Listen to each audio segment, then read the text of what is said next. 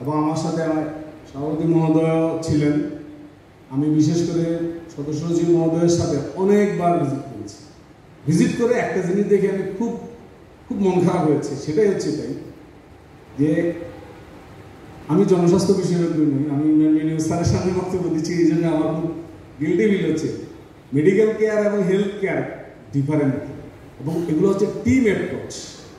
আমার একজন ডাক্তার দিয়ে একটা প্রতিষ্ঠান চলে, এটা টিম অ্যাপ্রোচ। এই প্রতিষ্ঠানটাকে ইচ্ছা করে doctor versus allied health profession এটা বিরোধ সৃষ্টি করে রাখা হয়েছে, যেটা কোনোভাবে কাম্য না। প্রতিষ্ঠানটার সৌন্দর্যটা কি? প্রতিষ্ঠানের সৌন্দর্য হচ্ছে এখানে রুগীরা আসবেন, সুশৃঙ্খলভাবে রুগীরা আসবেন, রুগীরা সেবা নেবেন এবং রুগীরা সেবা নিচ্ছেন সুশৃঙ্খলভাবে। যে সেবাটা নিচ্ছেন আমার দেখা চট্টগ্রামে এরকম প্রতিষ্ঠান দ্বিতীয়টা আর নাই, এবং এই প্রতিষ্ঠানের কোনো অল্টারনেটিভ বা ইংরেজিতে যদি বলে কোনো বিকল্প নাই। আসলে এই প্রতিষ্ঠান বন্ধ করে দেওয়ার কোনো যৌক্তিকতাই নেই। এবং ইনফ্যাক্ট যখন আমি এটা দায়িত্ব পাই সিভিল স্যারের কাছ থেকে, এই তত্ত্বাবধায়ক কমিটির আমলেও আগেও আমাদের ঢাকা থেকে ডাইরেক্টর হসপিটাল স্যারের প্রথম অ্যাপ্রোচ ছিল যে তোমরা তাড়াতাড়ি হাসপাতালটা বন্ধ করে দাও, যেহেতু হাসপাতালটা বিশেষায়িত ইউনিটগুলোর কোনো অনুমোদন নেই। আমি সিভিল সার্জন স্যারের কাছ থেকে ব্যক্তিগতভাবে যুদ্ধ করছি এটা নিয়ে যে স্যার কোনো অবস্থায় যাতে হাসপাতালটা বন্ধ না হয়, কারণ হাসপাতালটা যে পরিমাণ রোগীদেরকে সেবা দেয় এটা আসলে এটা কোনো অল্টারনেটিভ থাকতে পারে। চট্টগ্রাম শহরে এটা কোনো অল্টারনেটিভ নাই। আর আমরা যেখানে বহির্বিভাগের জন্য দুইটা 500 বেডের হাসপাতালের জন্য যুদ্ধ করছি, তোর মধ্যে আমাদের নিজেদের সিদ্ধান্তের বাইরে গিয়ে একটা বহির্বিভাগ সেবা বন্ধ করে দিব, এটা হতে পারে না। সেই ধারণা থেকে এখনো পর্যন্ত প্রতিষ্ঠানটা চালু আছে, এবং আমি বলবো আপনাদের যে উদ্দেশ্যে প্রতিষ্ঠানটা চালু করা ছিল এখনো পর্যন্ত এই প্রতিষ্ঠানটা এই উদ্দেশ্য সার্ভ করে দিচ্ছে। দ্বিতীয়ত, প্রতিষ্ঠানের দ্বিতীয় উপাদান হচ্ছে আমার ডাক্তার। প্রতিষ্ঠানে আমার রুগী আসবে, যদি আমার ডাক্তার সেবা না দেয়, আমি যদি কোয়ালিটি সেবা দিতে না পারি, এই প্রতিষ্ঠানটা কোনো আসবে না। ইতিপূর্বে চট্টগ্রামে ডায়াবেটিক হসপিটাল ছাড়াও অনেকগুলো প্রতিষ্ঠান হয়ে গেছে। ডায়াবেটিক হসপিটালের সমসাময়িক পাশে আরেকটা হসপিটাল ছিল, কিন্তু এটা বন্ধ আছে। এই জন্যই বলছি যে এই প্রতিষ্ঠানটার মূল সেবা দিবে ডাক্তার। তো আমি যদি ডাক্তারদেরকে তার কর্মপরিবেশটা করে দিতে না পারি, তাহলে এই প্রতিষ্ঠানটা তার লক্ষ্যপথ থেকে বিচ্যুত হবে। আমি আপনাদেরকে অনুরোধ করবো এটাই, আমার মূলনীতিটা হবে এই প্রতিষ্ঠানটা রুগীদেরকে সেবা দিবে, রুগী এবং রুগী কেন্দ্রিক যে ডাক্তাররা থাকবেন তাদেরকে জোরদার করে যেই নেতৃত্বটা আসবে তাদেরকে আপনারা উৎসাহিত দেবেন। কোনো অবস্থাতেই যাতে আমার ডাক্তারকে অপমানিত করে না, এটা আপনাদের কাছে অনুরোধ থাকবে।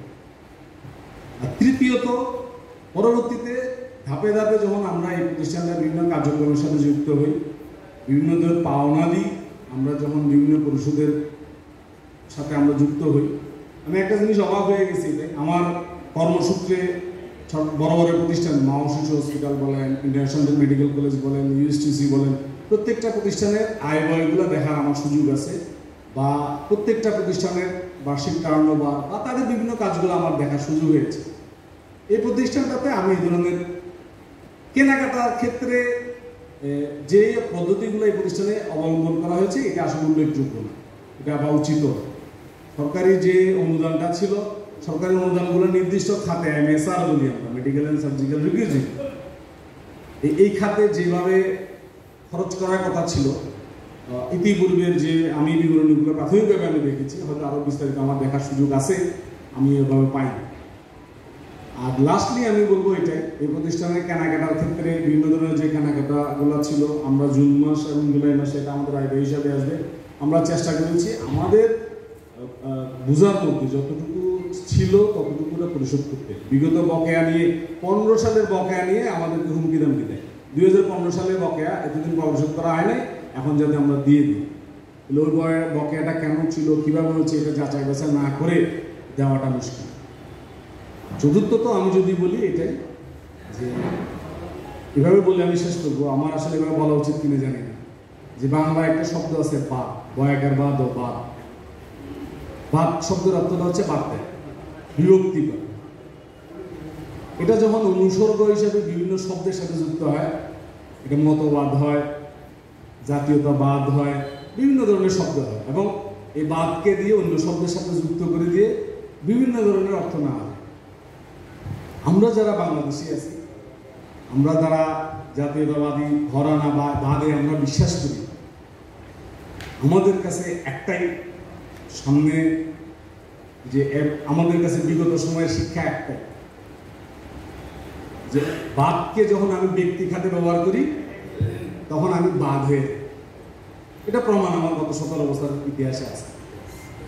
আমি শুধু আপনাদেরকে এটাই বলবো, ব্যক্তি আমার বাদকে যাতে এই প্রতিষ্ঠান পরিচালনায় প্রাধান্য না, কারণ এই প্রতিষ্ঠানটা উদ্দেশ্য হচ্ছে কি, চট্টগ্রাম শহরের 92 লক্ষ লোকের বহির্বিভাগ, বিশেষ করে ডায়াবেটিক সেবার জন্য একমাত্র প্রতিষ্ঠান।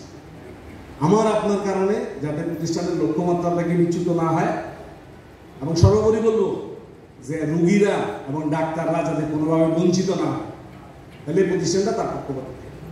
আমার সিভিল সার্জন কার্যালয় বা জেলা স্বাস্থ্য বিভাগ, আমি বলবো এটাই, জেলা স্বাস্থ্য বিভাগ আমরা আন্তরিকভাবে চেষ্টা করছি প্রতিষ্ঠানটা চালিয়ে নিয়ে যাওয়ার জন্য।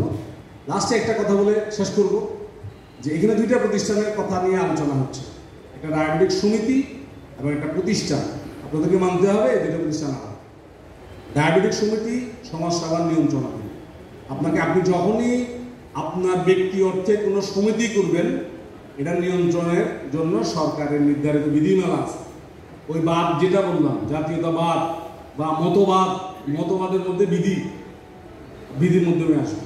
আপনি যখন হাসপাতাল করবেন, হাসপাতাল বিধির মধ্যে আসবে, সরকারি বিধি আছে। আপনি ডায়াবেটিক সমিতির বিধি দিয়ে হাসপাতাল চালাতে পারবেন। ডায়াবেটিক সমিতি তার উদ্দেশ্য সাধন নিয়ে থাকবে, হাসপাতাল তার উদ্দেশ্য সাধন নিয়ে থাকবে। এবং আমি আপনাদেরকে অনুরোধ করবো, জীবন সদস্য এবং দাদা সদস্যদেরকে, যে এই দুইটা প্রতিষ্ঠান আলাদা। ডায়াবেটিক সমিতির থেকে উপযুক্ত প্রতিনিধিরাই প্রতিষ্ঠান পরিচালনা, এই ধারণা যাতে আপনাদের ভিতরে গঠিত হয়, এই আহ্বান ব্যক্ত রেখে আমি আমার বক্তব্য শেষ করছি। আসসালামু আলাইকুম।